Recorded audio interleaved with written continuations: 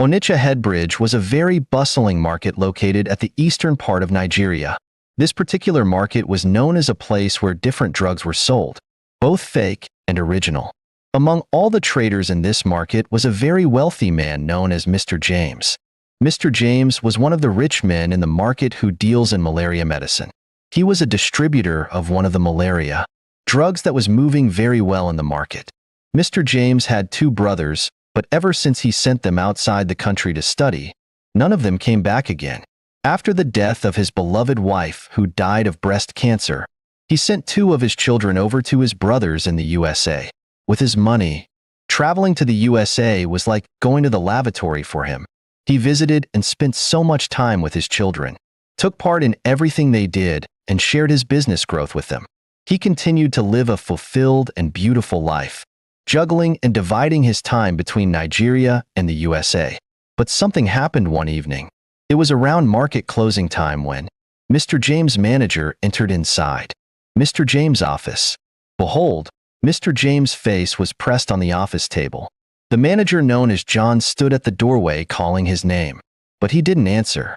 At first John thought he was sleeping, but then he needed to tell him that the market was about to close. So John moved closely and tapped on his shoulder, but he didn't move. Frightened, John pushed him and Mr. James' still body fell on the floor. John screamed in a high tone and other boys in the shop rushed into the office. But then it was already late.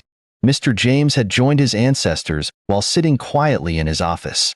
Whatever that happened to him, no one knows. John put a call across to Mr. Brothers, telling them the ugly incident. They all cried, and a few weeks later Mr. James' body was laid to rest. After the burial, John took over the business. In front of Mr. James' brothers, John was handling the business so well, not just as a manager, but like the owner. He sent money to them at the end of every month, and they were happy with the revenue except Jennifer, Mr. James' daughter. Jennifer sat on the couch inside the luxurious sitting room.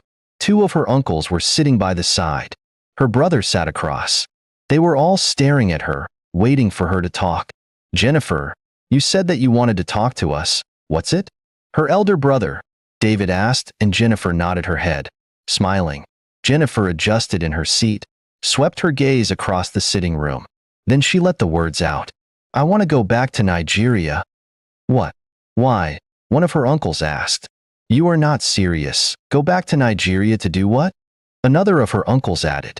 "To manage our dad's business." Jennifer replied. "Uncle, I think we have a manager doing that in Nigeria," David asked. But before his uncle could reply, Jennifer began to talk again. "I know that we have a manager, but I want to go back home. If David doesn't want to go back, I will go." "Don't even call my name Jennifer. Going back to Nigeria to do what, exactly?" David grumbled. "David, it is okay," one of their uncles said, and turned to Jennifer. "Jennifer, do you think that it is easy to manage business? That business not easy at all." "Uncle, what are you saying? Have you forgotten that I did business administration?" "Jennifer, you don't understand. It is not about business administration. It is about how selfish our people are. If you go back now, John will frustrate your life in that market until you lose everything that your father worked for. I think we should allow him to manage it." "And who is John?" "John is the manager. He had been your father's manager before his death, and he had been doing well." "I have a plan," Jennifer said. Her uncles and her brother listened as she began to explain her plans. She told her uncle to put a call across to the manager. Then her uncle should tell the manager that one of his friend's daughters was in need of a job, and he would want the manager to provide a job for the girl. Additionally, he should also tell the manager to provide a house for the poor girl. "And who is the poor girl in this picture?" David questioned. "Me," Jennifer replied. "I don't want anyone to know who I am. I want to enter into the market as an ordinary salesgirl. I will reveal myself when I learn everything concerning the business." "You are not serious," David laughed, but Jennifer was serious. She knew what she wanted and how to get them. She also knew that going inside the market as her father's daughter would make the manager steal everything that her father left behind. She had thought about everything before summoning them for discussion. "You think you can cope with that kind of life? You think it is that easy?" David chided her. "It won't be easy, but I am ready. I will do it." After a series of back and forth, they agreed to do what Jennifer wanted. After all, she was going back to manage her father's business. David told them that he would never step foot in Nigeria because of any business. He was okay with the money he was making where he was. Their uncles supported their every decision. John was inside his office when he received a call from one of Mr. James' brothers. After the death of Mr. James, he had occupied Mr. James' office, treating other apprentices who came to the shop before him like nothing. "Good afternoon, sir," John greeted like a good man. That was how he deceived them all. "Good afternoon, John. How is business going? I hope it is moving fine." "Yes, sir. We are managing." "Okay, see why I called you. A daughter of a friend of mine is in Onitsha right now. She is looking for a job, and I want you to offer her one in the shop." "Sir, did you say your friend?" "Not really, John. This man was our gardener before the death of our parents. So after the death of my parents, he moved back to the village with his family.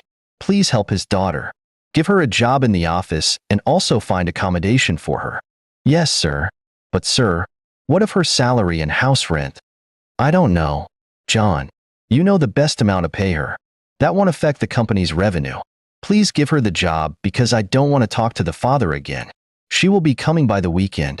And again, you can take her to live with you people in the house if you want." "Yes, sir. Greet Oga children for me." Immediately, John hung up the call. He danced around the office with great enthusiasm. That was another way to make money. After all, he said that he should pay her whatever he wanted. The next day, John was checking some goods when the senior apprentice told him that a girl was looking for him. Instantly, John knew who the girl would be.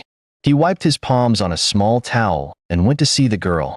She was a very beautiful and charming girl. She stood with her black bag astride by her side. She was busy sweeping her eyes across the big shop when John came out. "They said that you were looking for me. How may I help you?" John questioned, his face a kind of moody. "Yes, sir. My name is Jenny. My father sent me here to see you." "Are you the daughter of the gardener?" he asked with an air of authority and pride. "Yes, sir." Jenny nodded. John waved to the senior apprentice and asked him to show the girl the way around the shop. Jenny was taught how to write invoices and how to count goods. That same day, John screamed at her like more than 1,000 times. She watched the way he was screaming and yelling at everyone in the shop, the way he was making calls like the real owner of the shop. Jenny's stomach tightened as she looked at how the so-called manager was behaving. So rude and arrogant. It was exactly around 1 p.m. that he told one of the apprentices to go and show Jenny where they used to buy food for him. He made it clear to Jenny that he didn't eat food anyhow, or anywhere, especially in the market. His food would always come from that place, or else the person that bought it will face punishment. As usual, Jenny nodded in agreement. When the time of closing the market reached, John told Jenny that he had not made any accommodation arrangements for her. Therefore, she would be staying with him in his family house. On reaching home, Jenny was surprised to see that John and his family had packed into their home. Then she remembered that one of her uncles asked him to pack in. After all, no one was interested in that house. And instead of leaving it lonely, I was better someone occupied it. John's mother sat on a couch, her 2 legs placed on the table and her eyes fixed on the television. She was chewing an apple. 2 of his sisters sat on another couch, eating fruits. They were all surprised when John came in with Jenny. "Who is this?" his mother asked, after replying to Jenny's greetings. "Her name is Jenny, our new sales girl." John replied. "So what's she doing here? Doesn't she have a home?" The woman asked angrily. "Mum, wait. I think we also need her here. I was asked to find accommodation for her, but I thought about what we discussed last night. Instead of employing another maid, why not allow her to stay here with us?" John narrated. His words hit Jenny in the stomach like a punch. That wasn't what he told her earlier. Now he was about to use her as a maid in her own father's house. How could some people be so cruel? Jenny swallowed hard and pretended to be all right. The woman turned to Jenny with a dreadful look. "Go and ask other apprentices. I don't like anyone who is sluggish. You must do your work diligently, or I will send you back to where you come from," she said harshly and dismissed Jenny out of her presence. One of John's sisters took Jenny to a guest room. The room was in the same line with that of the apprentice's room. From her room, She could hear some of the things the boys were discussing. The way they all abhorred John and his family.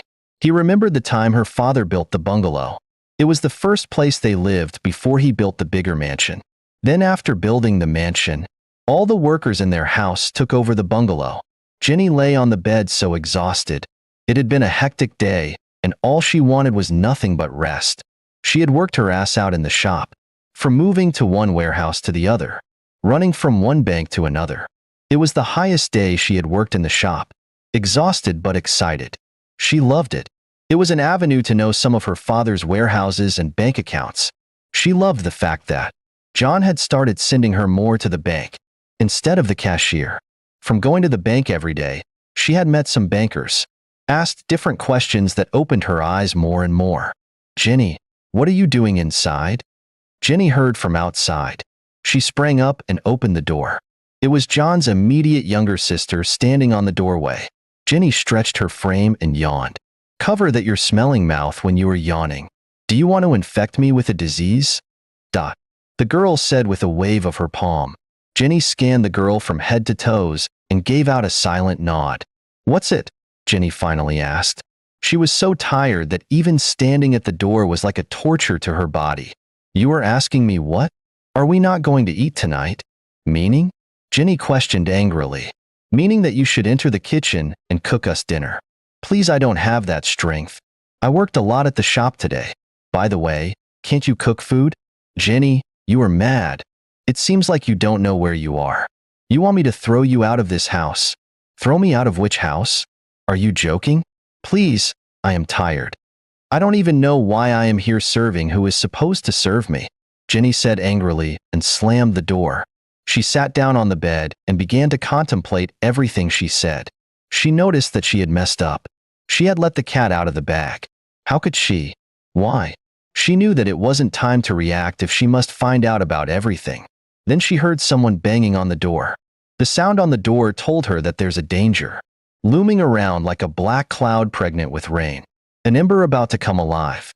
She needs to quench the fire, to stop the rain before it even begins. She slowly opened the door and saw John's mother standing in front of the door. There's no atom of joy in the woman's face, no network at all. She fixed a deadly look at Jenny. "What did you tell her?" John's mother asked. "Nothing," Jenny shrugged. The girl stared at Jenny, confused. "You said nothing? What did you tell her just now?" "Ma, I didn't tell her anything. I only told her that I am coming to make dinner." Jenny lied. The woman turned to her daughter. "I thought you said that this pig here said that you were supposed to serve her?" "Yes, Mom, she said so." "Jesus Christ. When did I say that?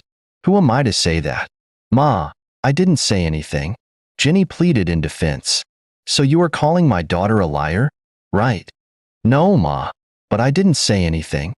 If not because of the person that recommended you to my son, I would have chased you out of my house, but—" The woman bit her down lip and waved her head sideways. "Go inside and cook food before thunder will scatter that thing you call a mouth," she yelled. Inside the kitchen, Jenny sat on a blue plastic chair, her eyes fixed on the pot of food on top of the fire and her mind miles away. Even with all the money that her father had, she learned how to cook very well. Although they had a cook, but her mother made sure she learned from the cook.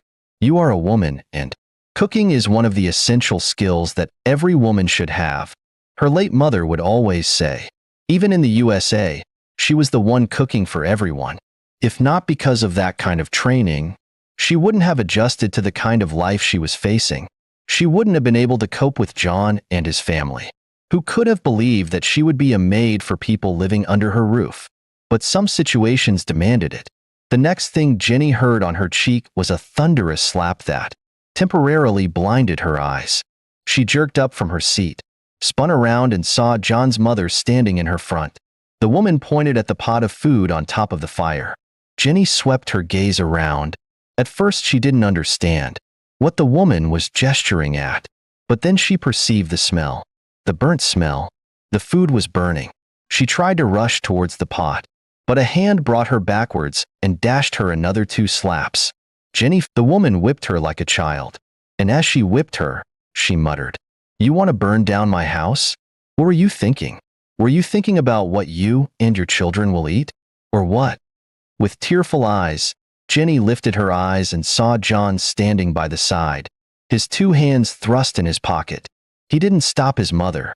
It took only by the grace of God for Jenny not to reveal who she was that night.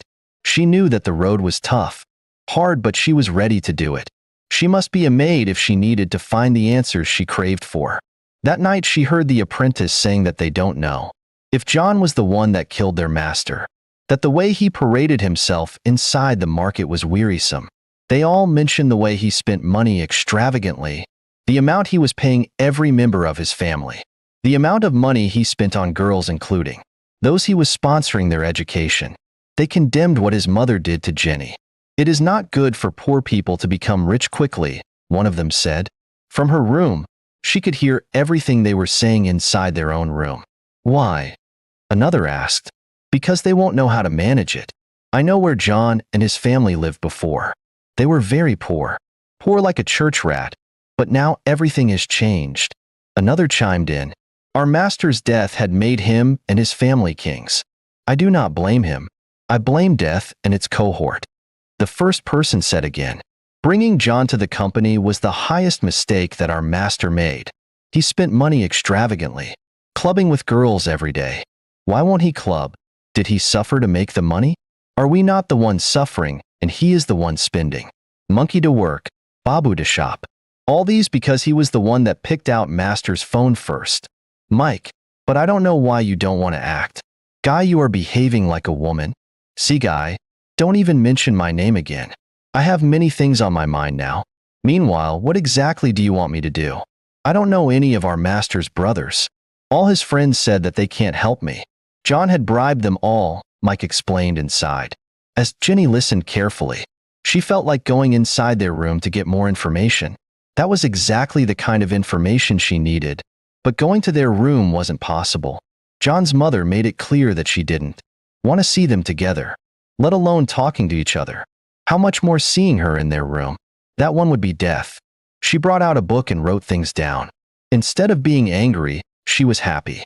"Jenny, Jenny, Jenny, where's that stupid girl?" John's youngest sister called, and Jenny rushed inside immediately, panting. "Yes." The girl furiously landed a slap on Jenny's cheek. "You were there answering me, yes. Didn't you hear me when I was calling you, or did something block your ears?" Jenny covered her eyes with her palms, her face downcast. The girl used a wave of her palm to direct her on what to do. The soup she was carrying fell down and the plate broke, splashing soup everywhere. Jenny moved her eyes from the soup to the girl and nodded her head. If not because of what she wanted, why would she serve a girl who was supposed to be serving her? But if that was a price to pay in order to find out about all her father's properties, so be it. She took a mop and a bucket of water and began to mop the soup out. As she was doing it, John came out and stood by the side.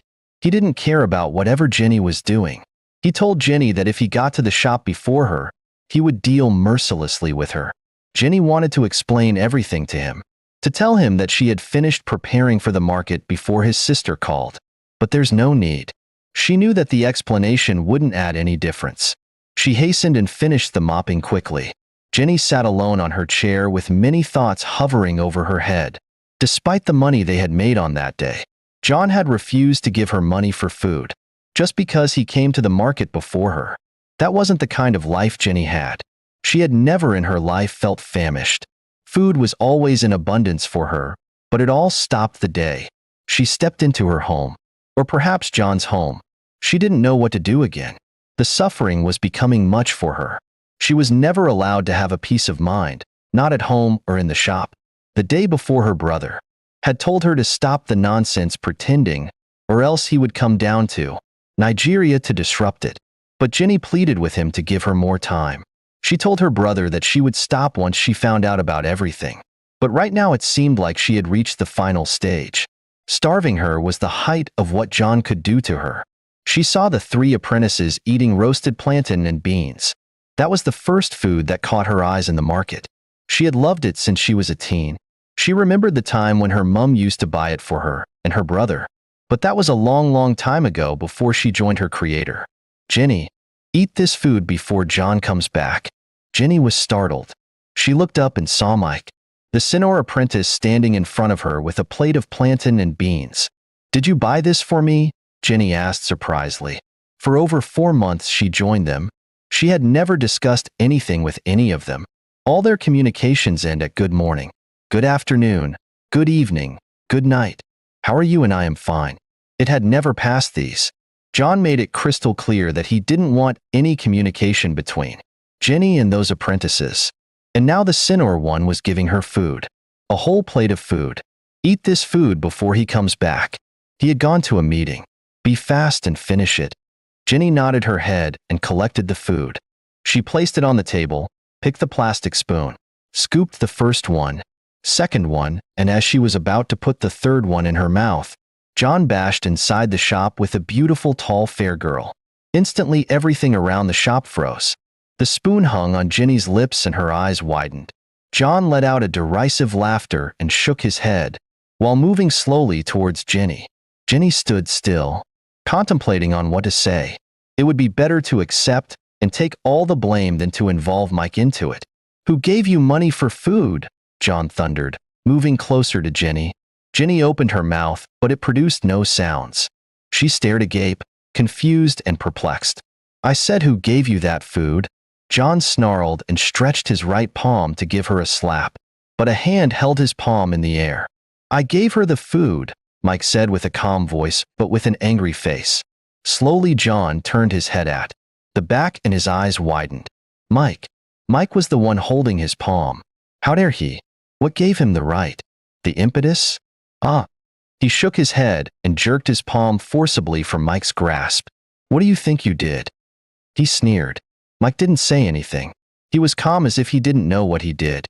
"Mike, what exactly did you just do?" he barked again. "I said that I gave her the food," Mike answered with a calm voice. "And that was why you were holding my hand, because of a girl, an ordinary sales girl.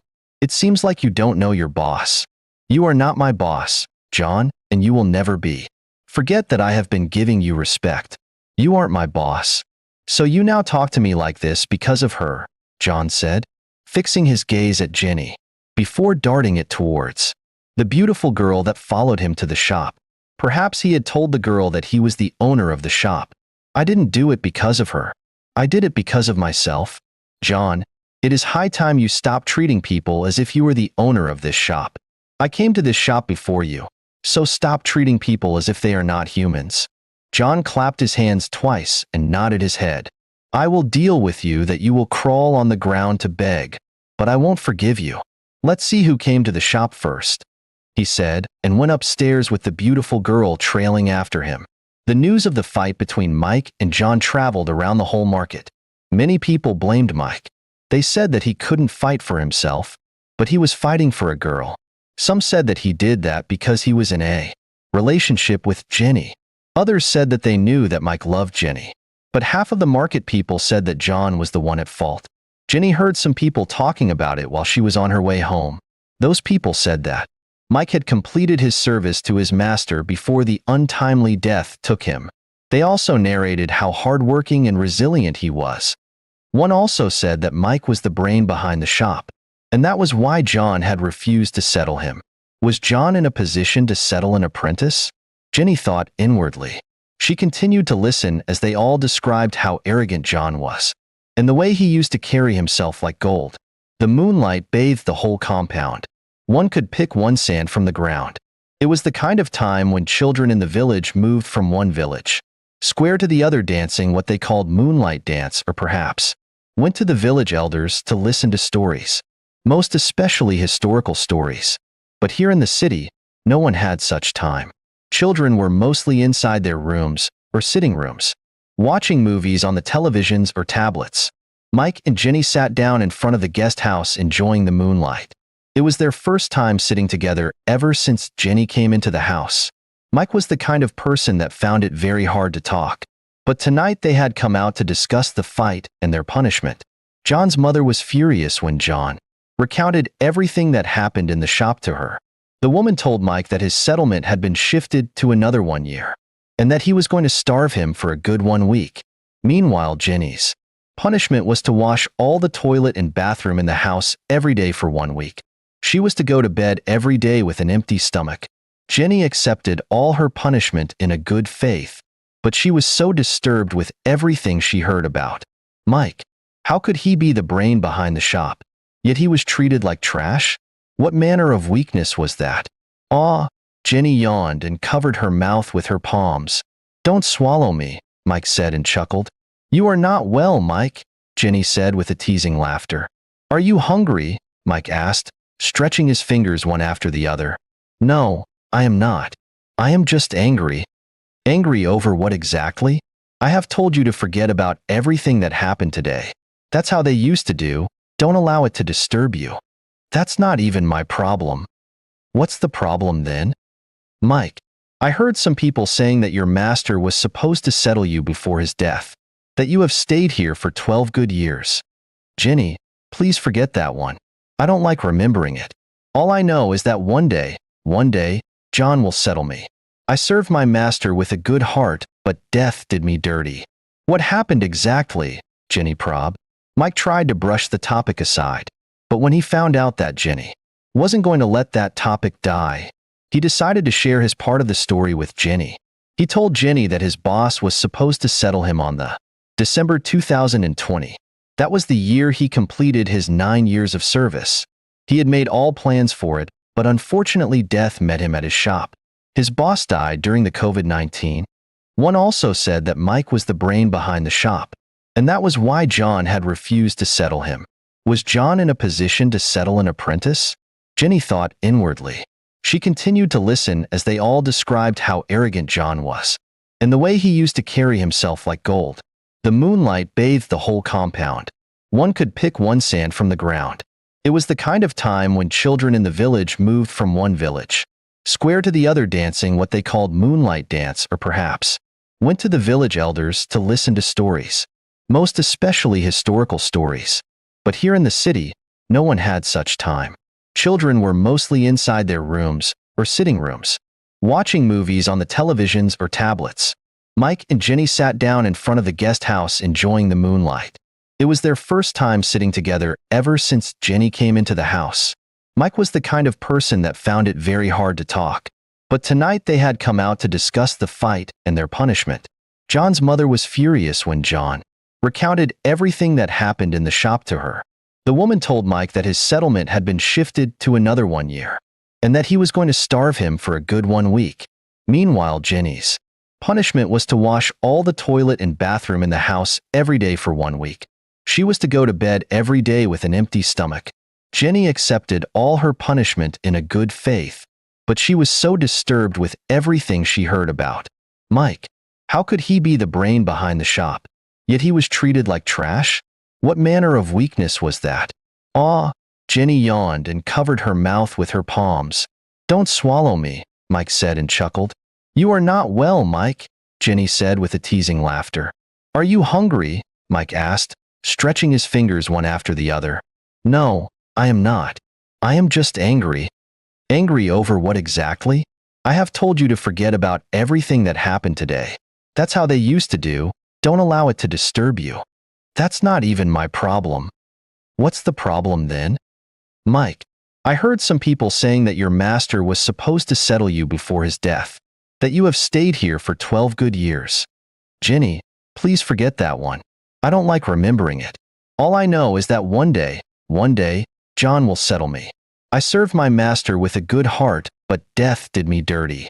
What happened exactly? Jenny probed. Mike tried to brush the topic aside, but when he found out that Jenny wasn't going to let that topic die, he decided to share his part of the story with Jenny. He told Jenny that his boss was supposed to settle him on the December 2020. That was the year he completed his 9 years of service. He had made all plans for it, but unfortunately death met him at his shop. His boss died during the COVID-19. Although there's no kind of illness that showed that the disease killed him, John was employed into the company 2 months before their master's death, but he was the first to notice their master's death. So he took his phone and made calls to his people. And starting from that day, he was the one talking to their master's family members, his children included. During their master's burial, John being the manager of the company, and the one who had been discussing with his family was always at the forefront. He represented everything about the shop. He was the one that had meetings with their boss family members after the burial. No one knew them, or perhaps asked about them. At first, John told him that his settlement would happen the next year, that there wasn't any way he would settle him. Immediately after their master's death, Mike said he understood him perfectly well, but that year came and passed, and John refused to settle him. Each time he talked about the settlement, John would remind him that their master's brothers or children would be coming back to Nigeria to settle him, that it wasn't in his place to settle him. Since then, he hadn't seen their master's brothers or his children. "Do you know them when you see them?" Jenny asked, interrupting Mike. "Know who?" Mike asked with a confused look. "I mean, do you know your master's brothers or his children?" "No, I have never seen them before. You know that our master was a private person. I heard that he sent his 2 children outside the country after his wife's death, and I also heard that they were small when they left. The truth is that I don't know them, and John has refused to give anyone their numbers. He is the only one that has access to them. So why didn't you leave to look for something doing?" "Ah, leave? After 12 years of my hard labor? It is not possible. If I go out now, John will use it as an avenue not to settle me. I will bear all this hardship until our master's brothers or children come back." "When are they coming back? Are you sure they are going to come back again?" "Jenny, you have another point there. I don't know the kind of stupid and foolish children that our master has." "What?" Jenny yelled. She didn't know when it left her mouth. "What is wrong? Why are you screaming?" Mike questioned curiously. He didn't understand why she shouted like someone that touched a live ember. "Nothing. I don't know what happened." Jenny lied. "Please let it not happen again before they come out here. If they see us together here, your name will become sorry." Mike giggled and continued. "You know what our people said? Those that have buttocks don't know how to sit down, while those without buttocks know how to sit down. What an irony of life. This world is full of surprises." "What exactly are you saying? Or are you now talking to yourself?" "See, Jenny, I cry each time I see what John is doing with our master's money. The way he is building houses around Onitsha. Tell me, if our master has reasonable children or brothers, why can't any of them come back to Nigeria to handle his wealth? Our master suffered so much to reach where he was before death took him unexpectedly. Yet his children don't care. They are enjoying themselves outside the country. But I blamed our master for sending them outside the country when they were children." "You meant that John has a house." Jenny concentrated on the important one. "John has houses all around Onitsha. We all know the houses, but he would always pretend that he was building it for our master's son. But we know that it is a lie. White lies. He is building them for himself. See the house we have been managing peacefully. He went out and brought his family inside, and they are here behaving as if the house is their own." Jenny began to think about the whole thing. Firstly, she thought John had settled the Mike. Although he didn't know that Mike was the person, but she had heard her uncles talk about one apprentice that was settled after her father's death. Did it mean that John had been deceiving them all? And what of the houses? He had never told them about any house. She was sure that none of her uncles knew about it. The only thing they were after was the money John paid into their account every month. Mike interrupted Jenny. "What's the problem? What are you thinking?" Jenny jerked off from her self-absorption. "Nothing. Nothing. I am just thinking about the whole thing. He doesn't want to settle you, but he is building houses everywhere. What manner of human being is that?" "My dear, that's why I said that death caused all these things. If not death, why will I be here waiting for John to settle me? John doesn't know anything about our business. If I leave that shop today, everything will fall apart. But I won't leave. I will stay until they give me what belongs to me. Let's pray that they come back and settle you." Jenny said and chuckled. "I pray so. Before John said this year, but you have heard them. It won't be this year again. Mike, let me go to bed. I have to wake up early tomorrow to make food and serve my punishment." Jenny chuckled and left. Jenny stood in the bathroom with a toothpaste in her hand. Her mind whirled like a whirlwind to everything that happened a few days ago. She glanced at the image with the immaculate teeth on the paste and smiled.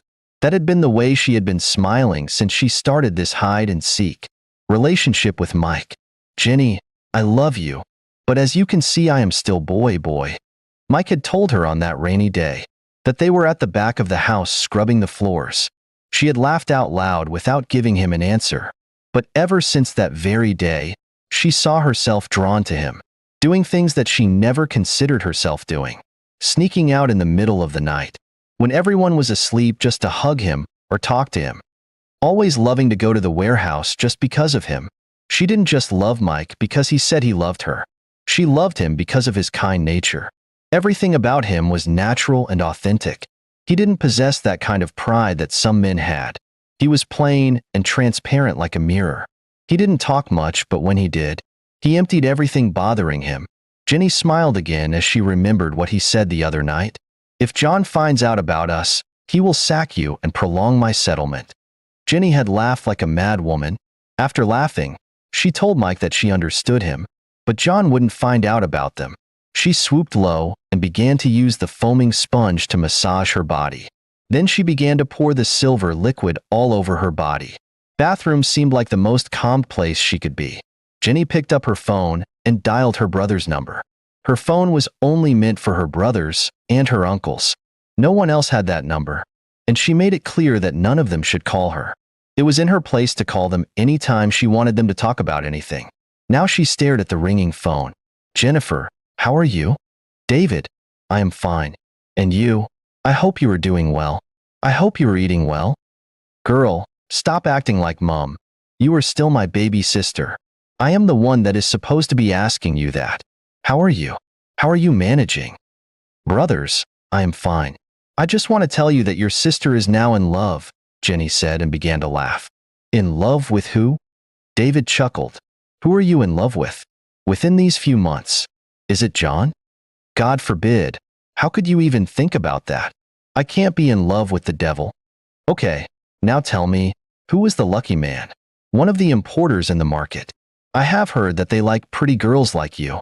I called you to share something with you, but you have taken over the floor. You know I don't have all the time to make this kind of call." "Sorry, sweetheart. Tell me, who are you in love with?"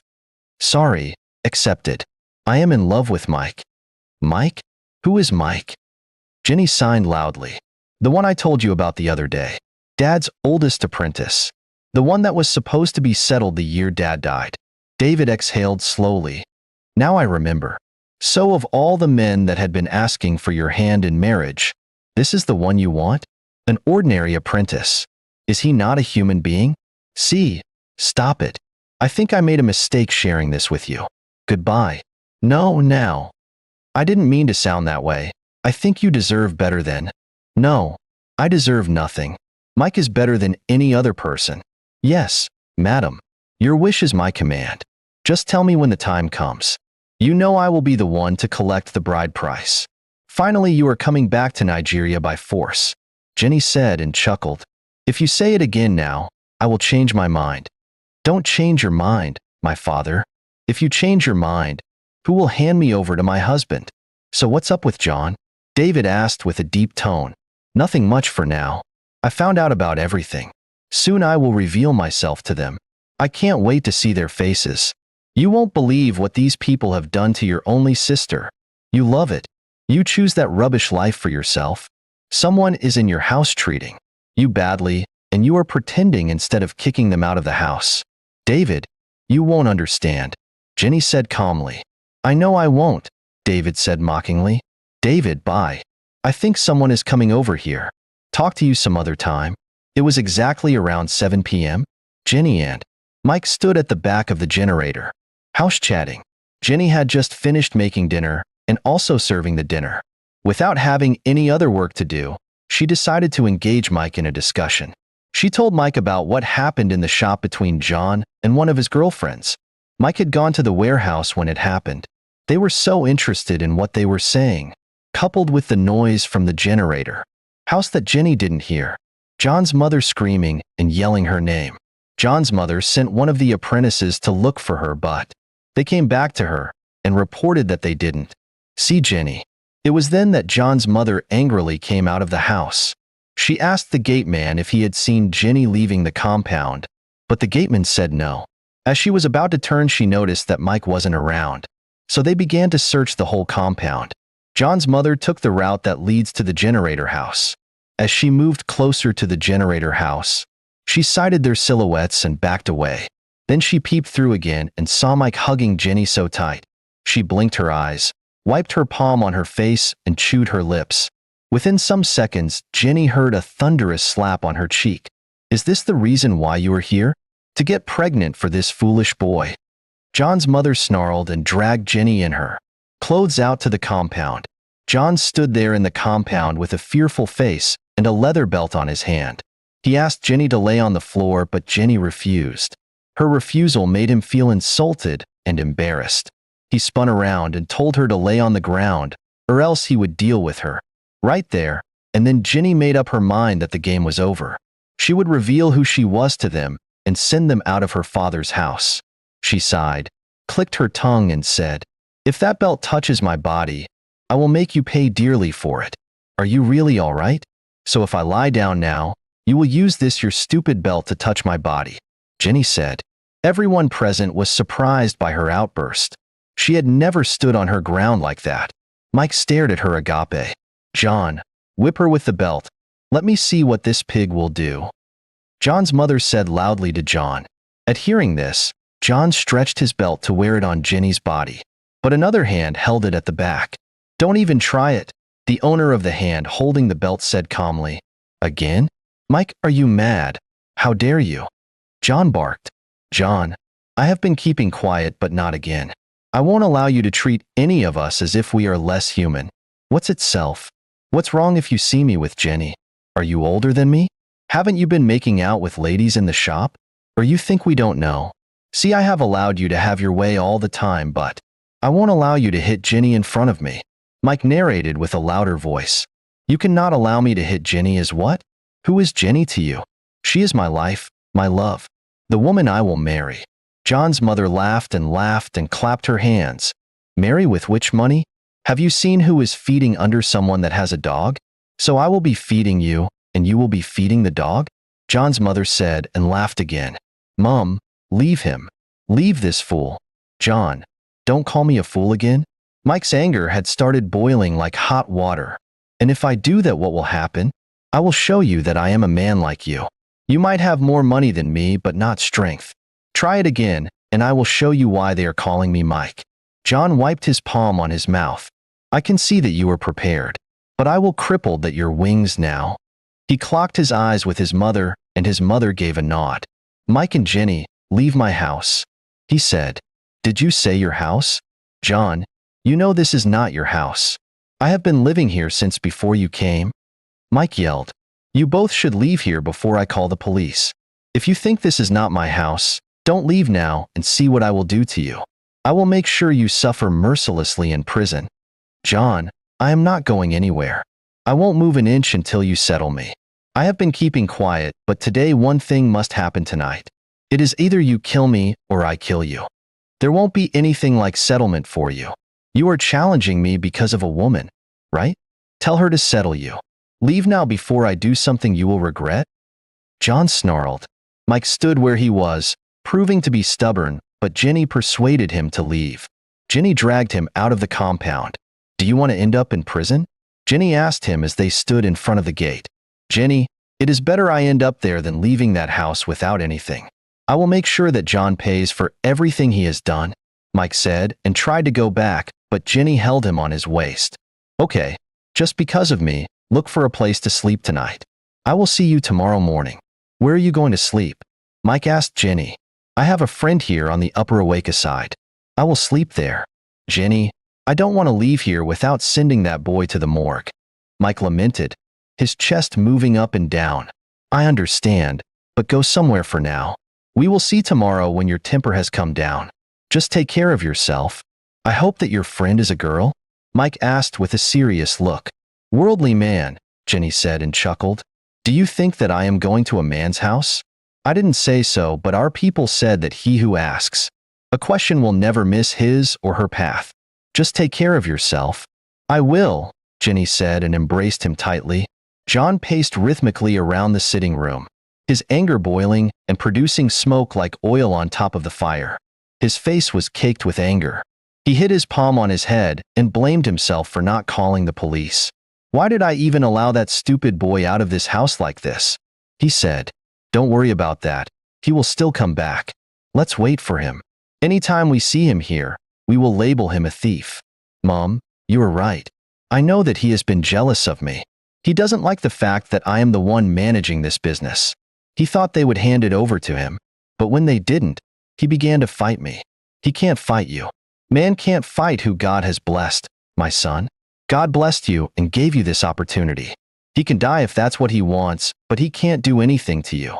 I will deal with Mike. I will deal with him mercilessly so that he will beg for help, but there will be no one to help him. Come and eat and forget about that stupid boy," John's mother said to John and patted his shoulder in order to calm him down. Jenny sat at the luxurious restaurant with a very beautiful short gown, her black spectacles sitting pretty on her face. It was one of the best restaurants around 33 Onitsha. Sitting on the table in front of her were 2 bottles of an expensive wine, 2 bottles of canned water, and 2 glass cups. She dipped her hand inside her bag and brought out her phone. Then she dialed Mike's number. "Jenny, how far? How are you doing?" Mike said the moment he picked the call, as if he was the one that called her. "I am fine, Mike. How are you doing?" "Fine. I am here like the way you left me yesterday." "Ha ha ha," Jenny chuckled. "Can we see now?" "Now? Anything the matter?" Mike asked curiously. "Nothing. I just want to see you." "Okay. Where are you?" "Come to the Golden Restaurant at 33. "Golden Restaurant at 33? Who took you there? What are you doing there?" Mike asked surprisedly. He knew that the restaurant was for the big men and women. It was meant for children born with golden spoons, and not for people like him and Jenny. "Come first." Jenny chuckled. "You said that I should come first." "Yes, come first. I will be waiting for you." Mike went inside the room and changed into another pair of clothes, the one he thought was befitting the restaurant. He couldn't wrap his head around the person that took Jenny to such a luxurious restaurant. He tried to think about it but couldn't. According to his knowledge, based on his discussion with Jenny, she was a poor girl from the village, the daughter of a gardener, and now she was waiting for him in a luxurious restaurant. Could it be that someone else wants to marry her? He shook his head and sighed. Mike stepped inside the restaurant environment. A big tall fence guided the place. He swept his gaze from this side to that side. Numerous cars were packed around the whole compound. He had been there, but that was when his master was alive, when they used to squander money the way they loved. He entered the main place. Many people were there, but Jenny wasn't. He swept his eyes around to know if he could see someone that looked like Jenny, but there's none. All the female there were rich, with spectacle on their eyes. He brought out his phone and dialed Jenny's line. Behold, the phone started ringing on top of the table a few feet away from him. He turned, looked at the phone, and continued to wait for Jenny to pick the call. The person sitting on the table in front of him couldn't be Jenny. Jenny was grinning from ear to ear, enjoying the whole show. A waitress approached Mike and asked him if there's any trouble, but he said no. Mike dialed the line again, and the phone began to ring again. What a coincidence, he thought. What if Jenny had left her phone there to make use of the bathroom? But that wasn't Jenny's phone. Then he decided to ask the person. He gently moved closer to the table and dialed the number again. As the phone began to ring again, he peeped into it and saw his number with a name. "Mike, my love, what is happening?" Mike reasoned. As he was thinking about it, a female hand wrapped him on the waist and whispered, "I am the person you are looking for." He spun around and stared at the gorgeous lady standing in front of him. It was Jenny, but a renewed one. A transformation that froze his body. Another Jenny altogether. Mike stared agape, his eyes widened. He wanted to talk, but what exactly would he say? From where would he start? Jenny gently helped him into his chair and began to laugh at him. "What is it? Why are you acting as if you have seen?" Jenny asked. "Tell me if I am not staring at a ghost now. What's the difference? What happened, Jenny? What's this transformation?" Jenny smiled and popped up one of the wines. She poured for Mike and for herself, and as they began to sip the wine, Jenny told Mike everything about herself. Mike was amazed at the kind of woman he had chosen. As he listened to Jenny, he began to realize how God had answered his prayers, how his patience paid off. Jenny told him about his plans and how she wanted to take everything away from John. She told him that her uncles and her brother knew her plans and they were solidly behind her. Mike, after listening to her plans on how to emasculate John, supported her in all her plans. "This is a perfect plan," Mike said, still surprised with everything happening at once. The next morning, Jenny, Mike and some police officers went to John's place. Mike put on his phone recorder and went inside first. Jenny and the police officers lurked behind the outside wall. The gateman tried to dissuade Mike from going inside. In his words, John would make sure he handed him over to the police. Mike assured him that nothing of such would happen. So he opened the gate and Mike stepped inside with pride. John was coming outside from the big mansion when he sighted Mike and laughed. "Mom, come and see what we have here. You were right. You said that this fool will come back again." John screamed while laughing. His mother came out immediately and stood by his side, wagging her finger at Mike. "Why did you come back here again?" she asked. "To take what belongs to me," Mike replied. Immediately. "You are a joker. What's that belongs to you?" "John, I want you to tell me when my settlement will happen. I want you to call our master's brothers, or his son now, and tell them that. I am demanding for my rights." "Which right is this one talking about? I have told you that there won't be any settlement for you. Didn't you challenge me because of a girl? And I will do it again and again and again." "Fine, fine," John muttered and clapped his palms. "Go ahead and do it, but have it in mind that there won't be any settlement for you. Let me see what you will do." "John, you said there won't be any settlement for me, but you have been stealing our master's money to build different houses in Onitsha. You have been stealing our master's money to carry different girls. And so, what will you do? Go and do your own, let me see.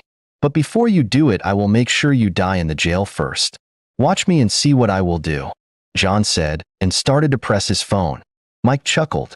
"John, don't be too fast. Look outside the gate. See the people you are calling. They are already here." John's eyes widened. His mother adjusted a little bit. His two sisters were not around, and the other apprentices had left for the market. "Did you call the police for me?" John asked. "No, she did," Mike said, and pointed at the pretty lady walking behind the officers. With slow motion, Jenny removed the black spectacle on her eyes and stared at them. At first, neither John nor his mother recognized her until she said, "Nice meeting you again, John. My name is Jenny James, the only daughter of James Global." She stretched her hands as if she was demanding for a handshake. John stared at the stretched hand. He couldn't believe it. What a joke. Which James Global? His only daughter was in USA. The only daughter of who? John managed to ask. Gently, Jenny brought her stretched hand down and placed both hands behind her waist. "The only daughter of your master. The one you have been squandering his money." "Jesus Christ!" John's mother screamed, and her two hands went over her head. "Which money? I have never steal any money." John lied. "But you have houses all over the place," Jenny asked. "I do not have any house. I am an ordinary servant." Mike brought out his phone and put on the recorder. Everyone listened to the clip where John admitted that he had houses around Onitsha. "John, every day is for the thief, but one day is for the owner. I think today is for the owner of the business. You and your family treated me like a rag. I allowed you people because I know what I wanted. But today, it is my turn to treat you people the way I want. But I won't do that. The police will do it." John's mother tried to talk, but Jenny stopped her instantly. "I don't want to see you in this house again in the next 1 hour. Pack whatever you have and leave the house before I come back." John stood there like a goat ready to be slaughtered. He knew very well that his cup was full. All his plans failed him. Yet as the police handcuffed him, he still had small hope of survival. A little hope that some of his investment was in a good hand. But what he didn't know was that Mike knew about everything. Mike's family went back to the slum. Where they came from before meeting the money was better than where they found themselves. Jenny and her family decided that there's no need keeping John in the police custody. They took everything from him, the houses, cars, and lands. After that, they set him free. Jenny and Mike got married and began to live a very beautiful life. Jenny's uncles and her brother embraced their wedding occasion. After the wedding, they went to the USA for their honeymoon. Mike felt like he was already in heaven. Jenny's family loved Mike, and Mike's family loved Jenny so much. Mike, having spent so many years in the market, knew everything about the business. He managed the business so well that they had to join many companies again. They registered for so many companies.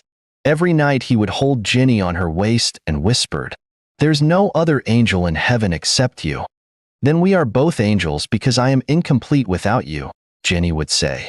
One hot afternoon, John left the shop to pick an Indian man who came to Nigeria to meet some of his customers. He was on his way when he sighted a figure that looked like John. The person was tattered with bushy hair. He slowed down and took a closer look. It was John indeed. Then he would lower his glass and call, "John." John turned around. Mike chuckled. "This life is full of surprises. John, do not break the ladder when you reach at the top, because you will need it when coming down. Have you seen where life has placed us today? I am now the one driving all these cars. There's no harm in doing good." He chuckled again and left.